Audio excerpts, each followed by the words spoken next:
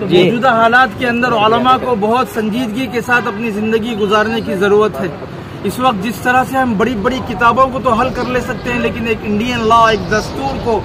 ہم پڑھنا چاہیے، اس کو سمجھنا چاہیے کہ کون سا محکمہ انڈیا کے اندر کتنا پاور رکھتا ہے، ڈپارٹمنٹ کا کیا رول ہے، اے ٹی ایس کا کیا رول ہے، آئی جی کا کیا رول ہے۔ ان تمام چیزوں پر عبور رکھنا ہر ایک کی ذمہ داری ہے۔ تو لہذا میں امت مسلمہ سے اور خاص کر امت مسلمہ کے رہنما علماء سے یہ کہوں گا کہ جب تک مولانا کلیم صدیقی صاحب کی رہائی نہیں ہوگی، جہاں کہیں بھی ان کے سلسلے میں احتجاج ہو رہا ہے یا ریالیاں نکل رہی ہے، اس کے اندر اپنے آپ کو شامل کرنا ضروری ہے، تبھی ہم صحیح معنی میں ہندوستانی کہلائیں گے۔ اس لیے کہ یاد رکھو، اس ملک کے حالات جبھی بھی بدلے ہیں، اس کا مقابلہ اولین صف کے اندر علماء نے کیا ہے، لیکن افسوس کہ آج علماء میدان میں آنے سے کترا رہے ہیں، لیکن ان کو جگانا بھی ہماری ذمہ داری ہے۔ اس لیے میں عام سے ادباً گزارش کروں گا کہ یہ احتجاج اس وقت تک چلتے رہیں گے ملک بھر کے اندر جب تک ان کی رہائی نہیں ہو جاتی۔ آپ حضرات سے، تمام حضرات سے میں گزارش کرتا ہوں کہ ہماری اس دعوت پر آپ لوگوں نے یہاں تشریف لائی ہے،